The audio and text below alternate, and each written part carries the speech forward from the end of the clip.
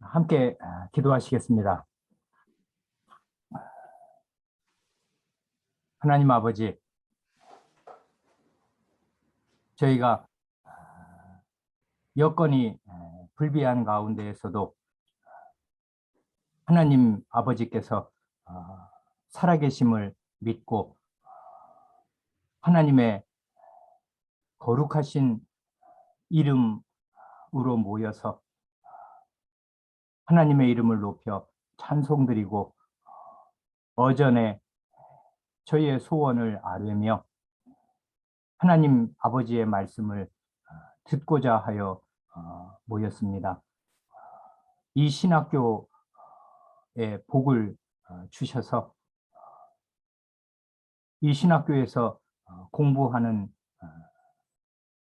본과생과 예과생, 캐나다에서 공부하는 신학생들과 이곳에서 공부하는 신학생이 하나님 말씀의 그 위엄과 그 영광과 그 깊이와 너비와 높이를 점점 더 확실하고 분명하게 생생하고 절실하게 깨달아갈 수 있게 성신 하나님으로 날마다 은혜를 베풀어 주시기를 구합니다. 또한 이 신학교를 졸업하고서 주님께서 맡기신 교회에서 주님의 말씀을 전하기 위하여 날마다 말씀을 탐구하고 주님을 의지하는 주님의 종들과 함께 하셔서 중국에서 사역을 하든 이 한국에서 사역을 하든 배운 주님의 말씀의 터 위에서 전진하게 하여 주시고 날마다 샘물처럼 새롭게 솟아나는 하나님 말씀의 신선한 능력을 경험하면서 하나님의 말씀을 늘 새롭게 받아 주님의 백성들에게 부족함이 없이 공급하는 데에 쓰임받게 하여 주시기를 구합니다. 하나님 말씀의 위엄을 드러냄으로 말미암아 주님께서 이 신학교를 세우시고 유지하시며 복 주시는 은혜가 저희 안에 열매를 더욱 왕성하게 맺게 하여 주시고 그러므로 주님께서 주님의 백성들을 위하여 이 신학교를 더 유지, 보존, 발전시켜 주실 만한 그런 내용이 저희 안에 있도록 주님께서 은혜를 베풀어 주시기를 구합니다. 이 신학교에서 가르치는 모든 교수, 목사와 신학교를 위해서 봉사하는 모든 직원들과 위하여 기도하며 후원하고 성원하고 성금을 보내는 모든 주님의 성도들과 함께 하여 주시고 그 모든 수고를 받아주시며 효과 있게 사용하여 주셔서 주님의 말씀이 저희 세대와 저희 다음 세대에도 계속하여 힘있게 전파되는 데에 저희 신학교가 쓰임받게 하여 주시기를 구합니다. 우리 구주 예수님의 이름으로 기도합니다. 아멘. 예, 하나님의 말씀 두 곳 보겠습니다. 사무엘하 7장 8절로 17절과 시편 2편입니다. 개역 개정으로 낭독하겠습니다. 먼저 사무엘하 7장 8절부터 17절까지 낭독합니다. 그러므로 이제 내 종 다윗에게 이와 같이 말하라. 만군의 여호와께서 이와 같이 말씀하시기를 내가 너를 목장 곧 양을 따르는 데에서 데려다가 내 백성 이스라엘의 주권자로 삼고 내가 가는 모든 곳에서 내가 너와 함께 있어 내 모든 원수를 내 앞에서 멸하였은즉 땅에서 위대한 자들의 이름같이 내 이름을 위대하게 만들어 주리라. 내가 또 내 백성 이스라엘을 위하여 한 곳을 정하여 그를 심고 그를 거주하게 하고 다시 옮기지 못하게 하며 악한 종류로 전과 같이 그들을 해하지 못하게 하여 전에 내가 사사에게 명령하여 내 백성 이스라엘을 다스리던 때와 같지 아니하게 하고 너를 모든 원수에게서 벗어나 편히 쉬게 하리라. 여호와가 또 내게 이르노니 여호와가 너를 위하여 집을 짓고 내 수완이 차서 내 조상들과 함께 누울 때에 내가 내 몸에서 날 내 씨를 내 뒤에 세워 그의 나라를 견고하게 하리라. 그는 내 이름을 위하여 집을 건축할 것이요 나는 그의 나라 왕위를 영원히 견고하게 하리라. 나는 그에게 아버지가 되고 그는 내게 아들이 되리니 그가 만일 죄를 범하면 내가 사람의 매와 인생의 채찍으로 징계하려니와 내가 내 앞에서 물러나게 한 사울에게서 내 은총을 빼앗은 것처럼 그에게서 빼앗지는 아니하리라. 내 집과 내 나라가 내 앞에서 영원히 보존되고 내 왕위가 영원히 견고하리라 하셨다 하라. 나단이 이 모든 말씀들과 이 모든 계시대로 다윗에게 말하니라. 이어서 시편 2편을 낭독합니다. 어찌하여 이방 나라들이 분노하며 민족들이 헛된 일을 꾸미는가? 세상의 군왕들이 나서며 관원들이 서로 꾀하여 여호와와 그의 기름 부음 받은 자를 대적하며 우리가 그들의 맨 것을 끊고 그의 결박을 벗어버리자 하는도다. 하늘에 계시니가 웃으시며 주께서 그들을 비웃으시리로다. 그때의 분을 바라며 진노하사 그들을 노하게 하여 이르시기를 내가 나의 왕을 내 거룩한 산 시온에 세웠다 하시리로다. 내가 여호와의 명령을 전하노라. 여호와께서 내게 이르시되 너는 내 아들이라. 오늘 내가 너를 낳았도다. 내게 구하라. 내가 이방 나라를 내 유업으로 주리니 내 소유가 땅끝까지 이르리로다. 내가 철장으로 그들을 깨뜨리며 질그릇같이 부수리라 하시도다. 그런즉 군왕들아 너희는 지혜를 얻으며 세상의 재판관들아 너희는 교훈을 받을지어다. 여호와를 경외함으로 섬기고 떨며 즐거워할지어다. 그의 아들에게 입맞추라. 그렇지 아니하면 진노하심으로 너희가 길에서 망하리니 그의 진노가 급하심이라. 여호와께 피하는 모든 사람은 다 복이 있도다. 아멘. 지난 학기에 우리 허전도 사님과 최낙재 목사님의 시편 110편 강해 높이 되신 그리스도를 함께 읽었습니다. 허전도사님이 이 세 편의 강설에서 큰 은혜를 받고 다윗이 예언한 그리스도가 어떤 분이신가 하는 것을 아주 생생하게 잘 배웠다고 말씀해 주신 것 잘 들었습니다. 그 세 편의 강설에서 다윗이 예언한 그리스도는 영원한 왕이시며 영원한 제사장이시요 또한 용사이신 사실을 우리가 함께 배웠습니다. 그런데 오늘 두 번째 본문으로 읽은 이 시편 2편에는 110편처럼 다윗의 시라는 표제어가 붙어 있지는 않습니다. 그러나 신약성경 사도행전 4장 25절을 보면 신약성경은 이 시편 2편의 저자를 다윗이라고 말합니다.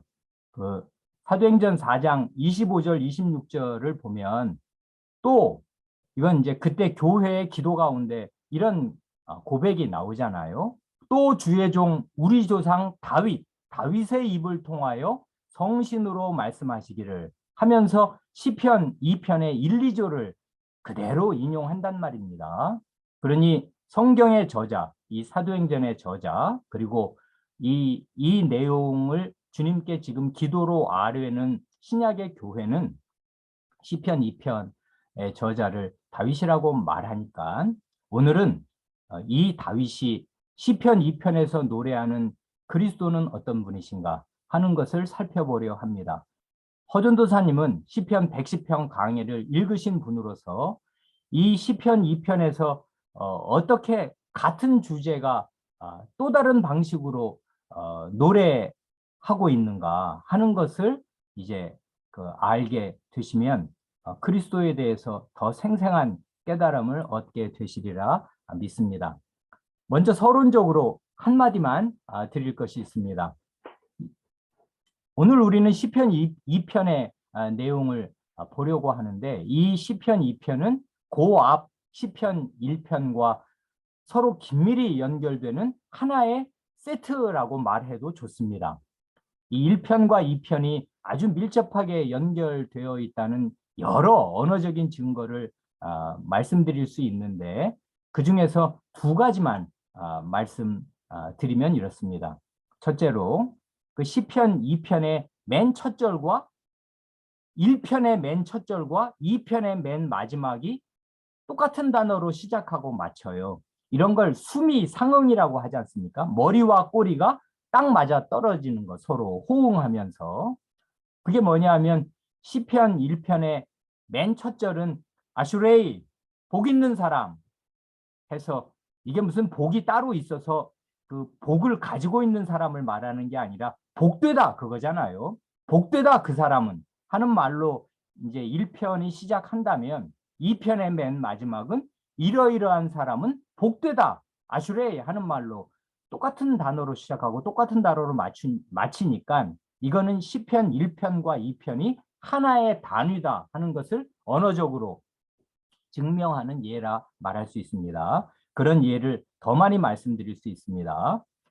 그 다음에 하나만 더 말씀드리면 그 1편에 우리가 잘 아는 그 내용을 보면 악인들, 죄인들, 오만한 자들이 줄지어 무슨 일을 하는가가 나오는데 그 이자들이 모여서 실제로 무슨 일을 하냐 하는 게 2편에 나오는 것입니다. 그래, 이 악인들, 죄인들, 오만한 자들이 결국 모여서 무슨 일을 하는가 하는 것입니다. 그래, 이렇게 시편 1편과 2편은 하나의 단위를 이루면서 시편 150편 전체의 서문 역할을 하고 시편의 기초와 토대를 이렇게 놓아주는 것입니다.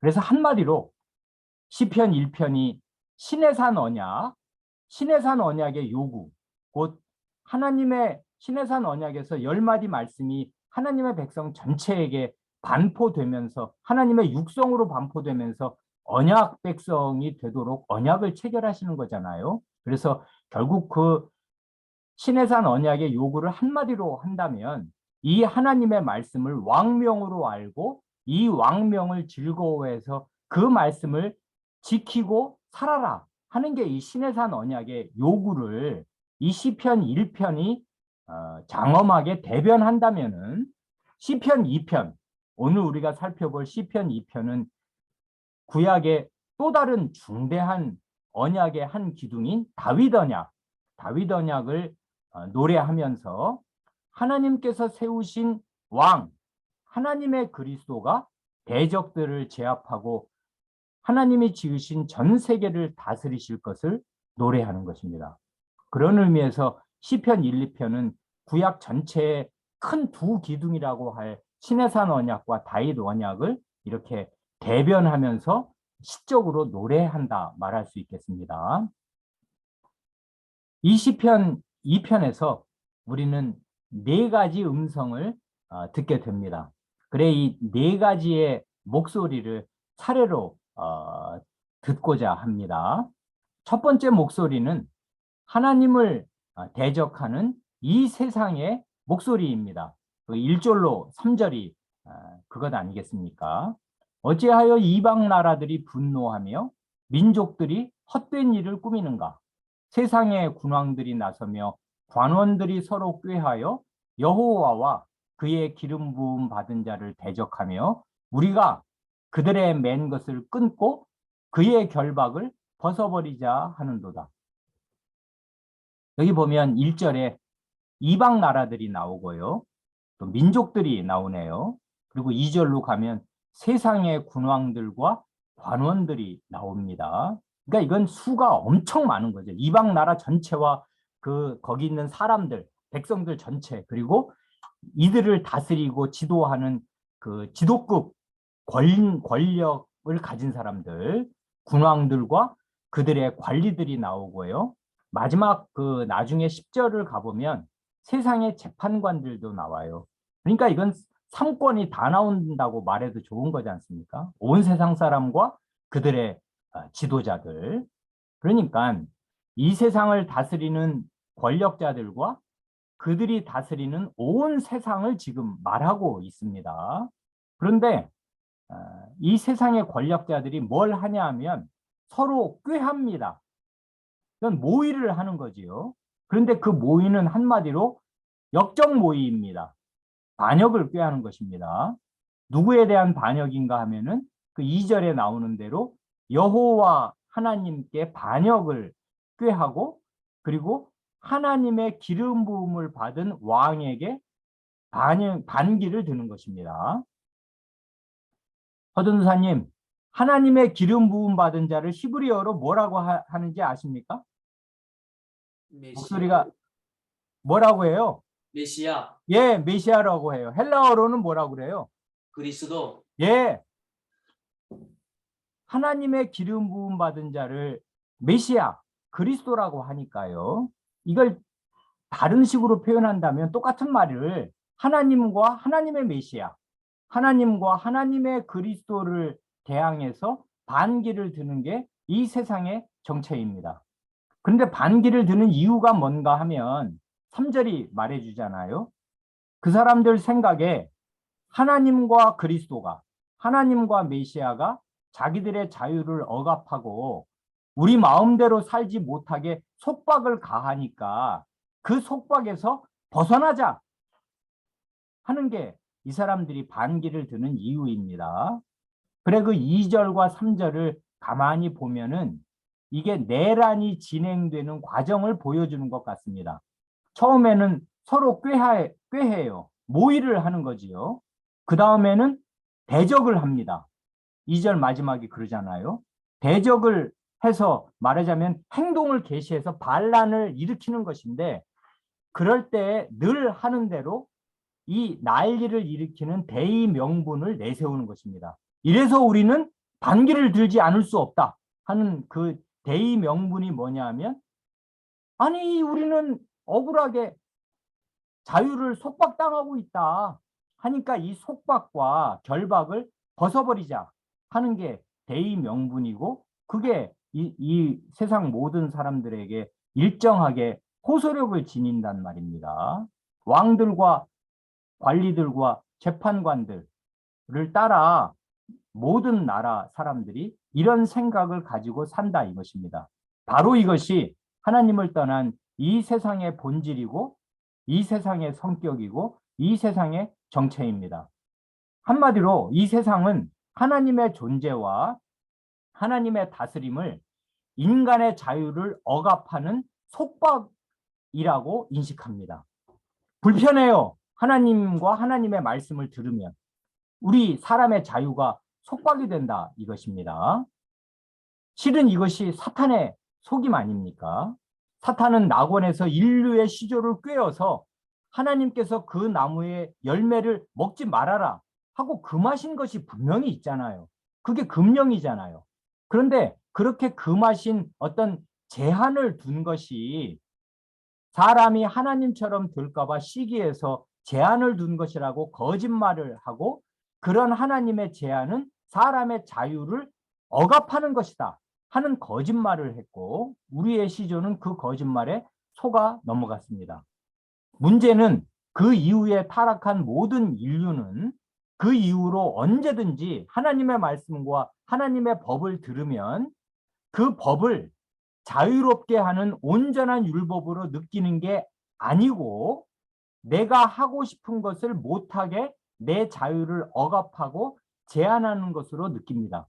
심지어는 하나님께 구원을 받은 하나님의 백성도 때때로 이런 느낌을 가져요. 하나님의 말씀을 들으면 자유를 느끼는 게 아니라 불편함을 느낀단 말입니다. 뭘 못하게 하는 게 굉장히 많다고 생각을 하는 거예요. 그래서 그 속박을 이 세상 사람들은 벗어버리려고 합니다. 그래, 하나님을 떠난 사람이 추구하는 자유란 근본을 직시한다면 자기 마음대로 죄를 짓고자 하는 자유입니다. 예를 들어 하나님께서는 선악을 알게 하는 나무의 열매를 먹지 말아라 말씀하시듯이 간음하지 말라 하고 말씀하십니다. 이건 제한임에 틀림이 없죠. 뭐뭐 하지 말라는 것입니다. 그러면 사람은 반발합니다. 아니, 사랑도 내 마음대로 못하냐 하고 반발합니다. 안식일을 거룩히 지키라 하십니다. 주일에는 그러니까 하지 않아야 할 것이 있어요. 제한이 있는 것입니다. 그런데 우리 안에서 자란 우리의 자녀들 가운데 20살 되고 머리가 크면 주일에 교회를 가야만 한다는 게 내 인생의 성취를 방해하는 것으로 여깁니다. 제한으로 여기고 그걸 반발하는 것이에요. 이게 우리 타락한 사람의 그 기본 심성이고 이 세상의 본질입니다. 하나님께서 말씀해 주신 그 울타리를 내 자유를 침해하고 나를 억압하는 그 억압 기제로 여긴단 말입니다. 그래 그리스도께서는 이렇게 말씀하십니다. 그게 아니고 너희가 내 말에 거하면 참 내 제자가 되고 진리를 알지니 진리가 너희를 자유케 하리라. 요한복음 8장 31절 이하의 말씀이잖아요. 예수님의 말씀이 진리인데 예수님의 말씀에 안에 거하면 예수님의 제자가 되면서 어떻게 되냐면 진리를 알게 될 것입니다. 그러면 진리를 알고 진리를 사랑해서 진리와 함께 살게 되면 진리가 너희를 억압하는 게 아니라 자유하게 한다고 진리와 자유를 묶어서 선언하셔요. 그러니까 예수님의 말씀은 진리이고 이 진리를 알게 될 때 자유를 얻게 될 것입니다. 그래 이런 주님의 가르침을 잘 받은 주님의 육신의 동생 야고보 선생도 야고보서 1장 25절에서 하나님의 율법의 성격을 한마디로 말할 때 자유롭게 하는 온전한 율법이라고 말하거든요. 하나님의 율법은 사람에게 속박을 주는 것이 아니요 자유롭게 하는 온전한 율법입니다. 이게 원래의 성격이고 하나님의 진리는 사람을 자유하게 하는 것인데 죄를 지은 사람은 하나님의 말씀과 진리를 속박으로 인식하는 것입니다. 그래 우리 주님께서도 주님의 말씀에 어떤 제한이 없는 게 아니니까 내가 너희에게 진리로 자유케 하리라 하신 주님께서 나의 멍에를 메고 내게 배우라 하고 그 유명한 마태복음 11장 29절에서 그렇게 말씀하시잖아요. 쉼과 안식을 약속하시면서 수고하고 무거운 짐진 자들아 다 내게로 오라. 그러면 내가 너희를 쉬게 하리라고 약속하시면서 내 멍에를 메고 내게 배우라 하고 말씀하실 때 그 멍에라는 말과 이 결박이라는 말이 같은 말이에요. 같은 단어란 말입니다. 그러니까 나의 결박, 나의 멍에를 메고서 내게 배우라 하고 주님께서 우리를 안식과 쉼으로 초대하실 때 주님의 멍에를 매지 않는 것이 아니에요. 그러나 그것이 사실은 우리의 자유입니다. 우리에게 자유를 주는 것입니다. 그러니까요. 이 첫 번째 목소리, 이 세상 전체를 뒤덮고 세상 전체를 울리는 이런 반역의 목소리, 이런 결박을 벗어버리자, 이런 멍에를 떨쳐버리자 하는 이런 반역은 근본적으로 부당하고 죄악된 것입니다. 그래 이 시의 첫문단을 가만히 보면 이 세상에 반역의 목소리만 있는 게 아니라 더 귀를 기울여 보면 이런 반역이 그릇된 것이고 헛된 것이라고 꾸짖는 시인의 목소리도 들리는 것 같습니다. 의취가 그래요. 그래서 1절을 보면은 이게 서리법처럼 진행되잖아요. 어찌하여 왜 무엇 때문에 이방 나라들이 분노하며 민족들이 헛된 일을 꾸미는가 하고 되묻는 거잖아요. 그게 어찌 가당키나 하냐 하는 뜻으로 이 시인이 말하는 것입니다. 그러니까 세상 목소리를 일정하게 인용하지만 이건 부당하다 하는 이 시인의 목소리가 요 첫 문단에 나오는 것입니다. 그 다음 두 번째로 이 시에서 울려 퍼지는 두 번째 음성은 이런 세상의 목소리, 세상의 음성과 반역에 대한 하나님 자신의 반응입니다. 하나님의 목소리죠. 그러니까 4절로 6절이 그거지 않습니까? 하늘에 계신 자가 웃으시며 주께서 그들을 비웃으시리로다. 그때의 분을 바라며 진노하사 그들을 놀라게 하여 이르시기를 내가 나의 왕을 내 거룩한 산 시온에 세웠다 하시리로다. 하신단 말입니다. 여기 보면 하나님을 가리켜서 하늘에 계신 이라 합니다. 이 땅에 있는 세상의 군왕들이나 관원들이 굉장한 권세를 가지고 있는 게 틀림이 없고요. 그 사람들을 따르는 이방 나라들과 민족들이 다 합세한다면 수도 많고 힘도 상당합니다. 그게 힘이 없는 게 아니지요. 이 세상의 힘은 사실 막강한 것입니다. 사람 수와 권세가 있어요. 그러나 하늘에 계신 하나님께는 그것이 실로 아무것도 아닙니다.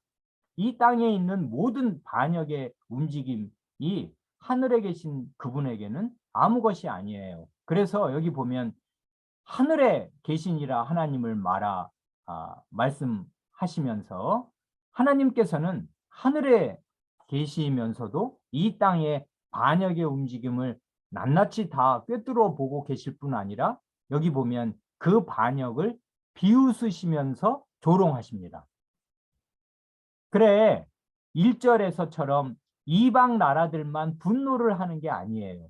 여기 5절을 보면 분노를 하는 분이 또 계신데 이들의 그릇된 반역, 부당한 반역에 대해서 하나님께서도 분을 발하시며 진노하십니다.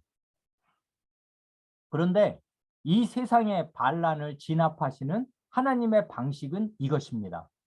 6절 말씀과 같이 하나님께서 하나님 자신의 왕을 하나님의 거룩한 산 시온에 세우시는 것입니다. 이게 하나님께서 원수들을 정복하시는 하나님의 방식이라고요. 곧 하나님께서는 자신이 기름 부어 세우신 왕을 통해서 메시아 그리스도를 통해서 원수들을 정복하시고 온 세상을 다스리십니다. 그래 거기 보면 내가 내 왕을 그 거룩한 산 시온에 세웠다 그렇게 말씀하실 때 그 세웠다는 말이 그 우리 이제 히브리어 공부하시지요. 더 공부가 진척돼서 이 단어를 히브리어로 읽으실 수 있기를 바랍니다. 이 단어가 바로 기름 부었다 그 말이에요. 그러니까 기름 부었다는 말이 두 번 나오는 거죠. 말하자면 내가 기름 부어 세운 나의 왕을 내가 기름 부었다. 그 기름 부으면 그게 바로 왕으로 세우는 왕으로 옹립하는 대관식이 되는 거니까 내가 내 왕에게 기름 부었다. 이게 하나님께서 이 반란을 진압하시는 방식이란 말입니다. 그래 그 다음 세 번째로 보면 이 시에서 들리는 세 번째 음성은 이런 하나님의 기름 부음을 받은 왕, 하나님께서 세우신 왕 그리스도 자신의 목소리가 나옵니다. 7절로 9절이 그거지 않습니까? 여기 내가 그럴 때 이 내가는 그리스도께서 세우신 왕이 지금 이제 여호와의 명령을 전하는 거예요. 자기가 왕이 될 때 받은 말씀이 있단 말입니다. 그 말씀이 무언가를 세상에 전하는 것입니다. 그 그리스도가 뭐랍니까? 내가 여호와의 명령을 전하노라. 여호와께서 내게 이르시되 너는 내 아들이라. 오늘 내가 너를 낳았도다. 내게 구하라. 내가 이방 나라를 내 유업으로 주리니 내 소유가 땅 끝까지 이르리로다. 오늘 내가 철장으로 그들을 깨뜨리며 질그릇같이 부수리라 하시도다 합니다. 여기 7절 맨 처음에 한글 개역 성경에서는 내가 영을 전하노라 했는데요. 그 번역보다는 개정 개역처럼 내가 여호와의 명령을 전하노라 하는 것이 더 정확하겠습니다. 이건 히브리어 띄어 읽기랑 관계된 것입니다. 그래 내가 여호와의 명령을 전한다 하면서 하나님께 기름 부음을 받은 메시아 왕이 그 받은 말씀을 전하는데 크게 보면 그 내용이 세 가지입니다. 7, 8, 9절이 자신 메시아가 받은 하나님의 명령인데요. 7절을 보면은 무슨 말씀을 메시아가 받았냐 하면 하나님께서 나 메시아를 자신의 아들이라 말씀하시면서 너는 내 아들이라 오늘 내가 너를 낳았다 하고 말씀하셨다 합니다. 이런 말씀을 메시아가 받았습니다. 하나님의 아들이라는 인정, 하나님의 아들이라는 말씀을 받은 것이죠. 둘째로 8절을 보면 이 왕이 하나님께 구하면 하나님께서 이 왕에게 땅끝까지 이르는 이방 모든 나라를 그의 소유로 주신다고 약속하셨다 하는 것을 이제 하나님께 받았다는 거지 않습니까? 그래 하나님께서 내게 구하라. 그러면 내가 이방 나라를 너의 그 재산으로 상속 재산으로 줄 테니 너의 소유가 땅끝까지 이르겠다. 그러니까 전 세계 땅끝까지 미치는 모든 나라를 너에게 줄 테니 내게 구해라 하고 이 메시아에게 말씀하셨다 이것입니다. 그 다음 마지막 말씀이 뭐냐면 9절 쇠방망이로 항아리 같은 질그릇을 손쉽게 깨뜨리는 것처럼 철장은 이게 쇠방망이가 철장이지 않습니까? 쇠방망이로 그들을 깨뜨리며 질그릇같이 부수리라. 그래서 이 왕에게 아주 손쉬운 승리를 주시되 이방 나라 전체를 정복할 때 크게 힘들이지 않고 쇠방망이로 질그릇 깨뜨리듯이 파죽지세로 큰 승리를 계속 주실 것을 말씀하셨다. 이렇게 지금 메시아가 자기가 받은 하나님 말씀을 여기서 이렇게 힘있게 전한단 말입니다. 그런데요, 여기서 조금 한 걸음 나아가서 생각할 점이 있습니다. 여기 7절에서 이 허든사임에게 묻고 싶은데요. 여호와께서 내 아들이라고 말씀하시는 하나님의 아들이 누구겠습니까? 대답하실 수 있어요? 메시아. 메시아입니다. 예, 그 메시아는 누구겠습니까? 예수 그리스도입니다. 아, 예. 그러실 줄 알았어요. 잘 대답하신 것 같죠? 아, 이거 틀림없다.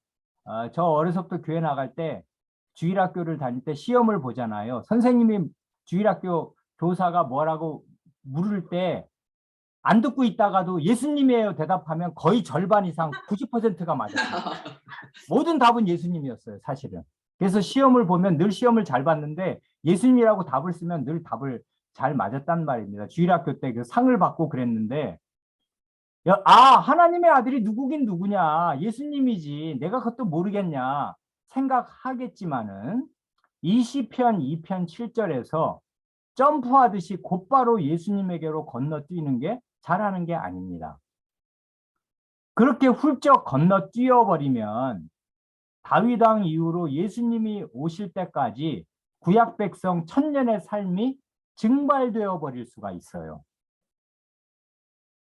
여기 여호와 하나님께서 내 아들이라고 말씀하시는 하나님의 아들은 1차적으로 다윗 왕의 뒤를 이어서 왕 위에 오를 다윗 왕조의 왕들을 가리키는 말입니다. 명백한 증거가 오늘 우리가 첫 번째 본문으로 읽은 사무엘하 7장의 다윗 언약이잖아요. 그래서 이 시편 2편은 다윗 언약을 노래하는 시라고요. 다윗 왕에게 주신 언약 가운데 그 약속이 들어있잖아요. 아까 우리가 읽은 사무엘하 7장 14절이 어때요? 이건 지금 예수 그리스도에게 하신 말씀이에요? 아니죠. 1차적으로. 이게 지금 다윗에게 나단을 통해서 다윗 왕은 예수님 오시기 약 1000년 전 사람 아니에요. 다윗 왕이 성전을 짓겠다고 하니 아니다. 네가 내 집을 짓겠냐? 아니. 거꾸로 내가 내 집을 지어주겠다. 근데 영원한 나라를 너에게 주겠고 영원한 왕위를 너에게 줄 건데 어떤 식으로 내 약속이 이루어질 거냐 하면 내 뒤에서 너의 아들이 성전을 지을 것이고 나는 그에게 이런 존재가 되겠다 하고 사무엘하 7장 14절이 그냥 기니까 한마디만 보면 나는 그에게 아버지가 되고 그는 내게 아들이 되리라 하고 하나님이 다윗 왕의 후손에게 내가 그의 아버지가 되고 그는 내게 아들이 되겠다 하고 약속을 해주셨어요. 그러니까 다윗 왕과 사람들은 하나님의 이 약속을 받을 수 있어요. 그러니까 다윗 시대 사람과 그 이후에 솔로몬, 르호보암, 뭐 아비암, 아사 누구든지 간에 다윗 왕의 아들들, 다윗 왕의 후손으로서 다윗 왕가를 이을 사람들은 하나님의 이 약속을 내게 하여 주신 약속이라고 믿을 수 있습니다. 그럼 누가 하나님의 아들이에요? 하나님의 이 약속을 받아 다윗 왕을 이어 하나님의 백성을 다스리는 하나님 나라의 왕들이 하나님의 아들들이에요. 이게 다윗 언약의 핵심 아니에요. 이 언약이 이어지고 이어져서 그리스도에게로 가는 것인데 문제는 너무 쉽게 시편 2편에서 사무엘하 7장을 생각하지 않고 곧바로 그리스도에게 건너뛰면 어떤 일이 생길까요? 다윗 왕의 아들들 그리스도께서 오시려면 앞으로 1000년이 지나야 되는데 1000년 동안 오실 그리스도 누군지도 아직은 정확히 모르는 그분을 기다리고 살라 이 말이에요. 그 말이 아니에요. 그리스도가 오시겠습니다. 영원한 나라를 이룰 그리스도가 오셔야 결국 이 약속이 완전히 이루어지는 것인데 이 약속은 점프하듯이 그리스도에게로 넘어가서 이루어지는 게 아니라 다윗의 아들들이 하나님의 아들 노릇을 하고 하나님의 아들다웁게 살면서 이 약속이 이어져 내려가서 그리스도께서 그 약속을 온전히 이루시게 되는 것입니다. 그러니까 구약 성경이 이루어지는 그 단계와 방식이 있는데 그것을 훌쩍 건너뛰는 순간에 어떻게 되냐면 다윗 왕 이후로 예수님이 오시기까지 구약 백성 1000년의 삶이 증발되어 버리는 거예요. 잘못하면. 그렇게 피상적으로 성경을 읽으면 사실은 그 사람의 실제 삶도 대단히 피상적이 되기가 아주 쉽습니다. 뭐든지 답은 그리스도라는데 그런 그리스도를 확실하게 현실적으로 생생하게 깨닫고 있지도 못해요. 성경을 이렇게 건너뛰어서 피상적으로 읽으니까 말입니다. 그래 다윗 왕의 후손들이 이 사무엘하 7장에 주신 이 말씀 하나님이 나를 하나님의 아들로 삼아 주셨다. 하나님이 나의 아버지니까 나를 지켜주실 것이고 이 다윗 왕과 다윗의 집안 그러면 그게 이스라엘 전체를 뜻하기도 하는 거예요. 다윗 왕과만이 아니라 왜냐하면 그게 하나님 나라의 지도자니까. 그러니까 우리의 집안 더 넓게 보면 이스라엘을 하나님 나라답게 만들어 주실 약속을 주셨으니 나는 이 약속을 믿고 이 약속에 충실하게 산다 하고 살았으면은 하나님의 아들로서 다윗 왕가의 왕들이 이 8절과 9절의 약속이 점점 이루어지는 것을 틀림없이 보았을 것입니다. 그런데 실제 역사는 정반대로 전개되었다고요. 다윗 왕조와 유다 왕국은 멸망하고 말았습니다. 그래 이 하나님의 아들로 삼아주시겠다는 다윗 언약이 하나님 백성의 불신과 죄악으로 인해서 사람 편에서는 파기되었습니다. 이 약속이 이루어질 길이 없어요. 왕가가 없어져 버렸는데 뭐 왕조가 없어지고 망했습니다. 다시는 복권되지 못했어요. 이스라엘이 망한 뒤에. 예수님 오실 때 그때까지도. 그랬으나 하나님께서는 다윗 왕가에 주신 이 언약을 끝까지 붙들고 계셨습니다. 그래서 하나님의 독생자를 세상에 보내실 때에 다윗 가문의 다윗의 자손으로 보내시면서 그에게 땅 끝까지 이르는 이방 모든 나라를 실제의 소유로 주십니다. 그런데 우리가 그 전에 시편 110편을 함께 그 강해설을 읽으면서 시편 110편에서 어떻게 하나님이 세우신 제사장 왕이 정복해 가시는가 길가에 시냇물을 마시면서 어떻게 원수들을 파죽지세로 그 정복해 가시는가를 거기 잘 묘사했지만 그게 구약의 언어로 묘사될 때 정복전쟁의 언어로 묘사되지만 실제로 그 언약이 사도행전 이하에서 이루어질 때 그렇게 사람들을 다 길가에 시체로 가득하게 하시는 식으로 이루어지는 게 아닌 걸 우리가 안단 말입니다. 다윗은 구약의 사람이니까 자기 시대의 정복전쟁의 방식으로 이 메시아의 나라가 이루어질 거를 예언한 것이지만 실제 예언이 성취될 때는 아주 다른 평화로운 정복으로 이루어지는 걸 우리가 보지 않습니까? 그러니까 이 예언이 실제 어떤 방식으로 이루어지는가를 살피는 것은 시편 2편을 읽은 사람들의 또 다른 큰 과제일 것입니다. 그러니까 이건 110편의 과제와 시편 2편의 과제는 똑같은 거예요. 철장으로 질그릇같이 메시아가 깨뜨리면서 자기 나라를 세상 끝까지 펼쳐나간다 할 때 그 펼쳐나가는 실제 방식이 뭐가 될 것인가는 이후의 교회 역사가 잘 보여주는 것이고 사도행전 이후의 역사가 보여주는 것이니까 그건 공부의 과제로 남고 그리스도께서 부활하신 뒤에 하늘과 땅에 모든 권세를 내게 주셨다 하시면서 이 왕권의 발휘가 그리스도의 교회를 통해서 어떻게 이루어져 나갈 것인가를 우리는 그 이후에 이제 볼 수 있습니다. 그러나 다윗은 시편 2편에서 구약의 언어로 하나님의 약속이 하나님의 메시아를 통해 어떻게 이루어지는가를 이렇게 힘차게 예언한 것입니다. 마지막 네 번째 음성이 나옵니다. 이 네 번째 음성은 시인 자신의 음성이고 시인의 권고입니다. 10절로 12절이 그거지 않습니까? 그런즉 군왕들아 너희는 지혜를 얻으며 세상의 재판관들아 너희는 교훈을 받을지어다. 여호와를 경외함으로 섬기고 떨며 즐거워할지어다. 그의 아들에게 입맞추라. 그렇지 아니하면 진노하심으로 너희가 길에서 망하리니 그의 진노가 급하심이라. 여호와께 피하는 모든 사람은 다 복이 있도다. 여기 10절 말씀을 보면 지혜를 얻고 교훈을 받으라 합니다. 배우라 이 말이잖아요. 한마디로 하면. 이게 인생에서 가장 중요한 지혜가 될 것입니다.